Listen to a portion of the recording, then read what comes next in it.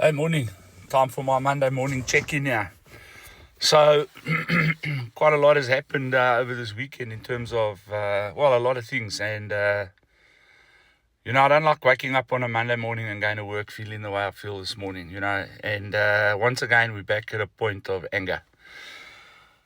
I was watching the Sunday night show on Biz News last night with Neil de Beer. And I really like that guy. I got to tell you something. Love him or hate him, I wouldn't go as far as saying I love him, but I like him. I really like him. And I like the things, I don't always like the things that he has to say, but I like the way he says them sometimes. And I like the way he calls people out on the truth. And I find him to be overall pretty truthful and pretty on the point.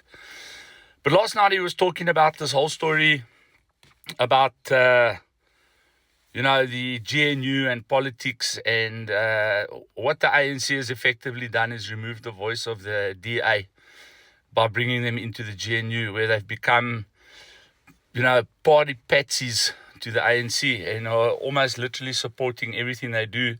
And therefore, we're just back at status quo, ground zero. And, this got me to thinking last night to the point where I actually had a couple of hectic nightmares. Serious. Nightmares about politics, but it wasn't about politics. The nightmares were about the devil versus us, and it was quite terrifying. And, it's making me angry, is that these people at the top levels, all right, how did these people get there? How did they get to the top levels? I don't understand this. How do people that actually have common sense, that actually can do the job, that actually are working for the betterment of this country, that actually want to do something right, that actually, are right-minded, honest people with good hearts, that have got good ideas, got good plans, how are these people not in government?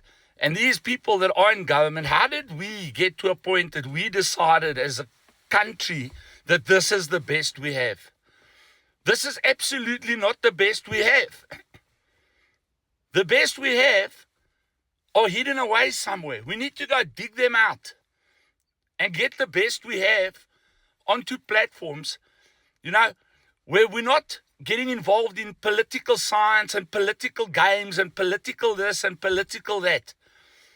This is what's ruining everything, is everyone's playing these political games to retain power. And in the meantime, the people are not getting what they are supposed to be getting, while these guys play these political games to stay where they are.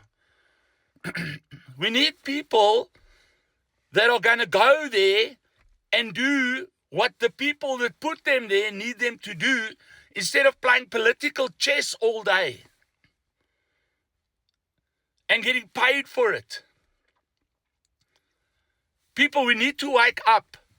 We need to start putting people that don't have degrees in political science, that don't have degrees in law and are advocates and LLBs and all that type of thing. We need to put people there that are living on the ground, that have got common sense, that can see what's wrong with the country, and let them appoint the people with degrees to do the jobs that they are required to do.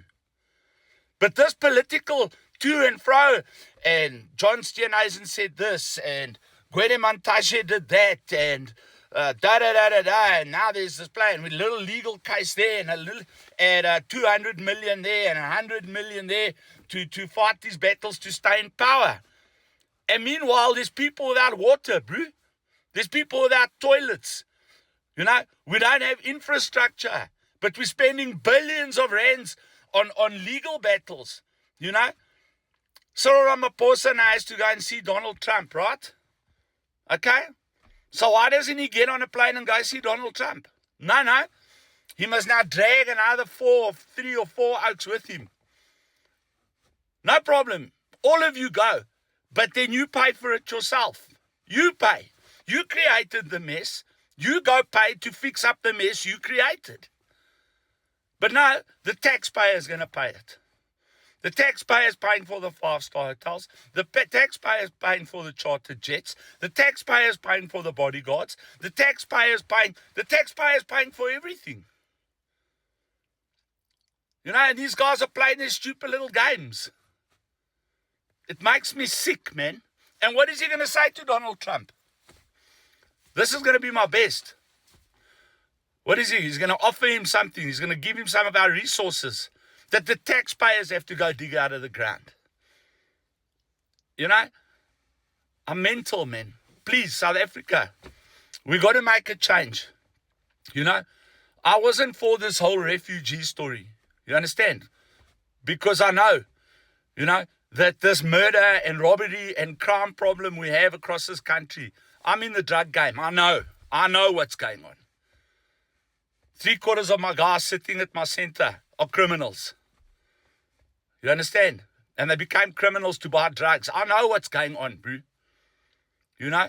They don't just target that out because of his racial demographic. They target people that can give them what they want. But I was against it. You know what I mean? Now I'm thinking, you know, the way these folks are playing games with our lives, you know, what is our hope here? What is our hope here? You know what I'm saying?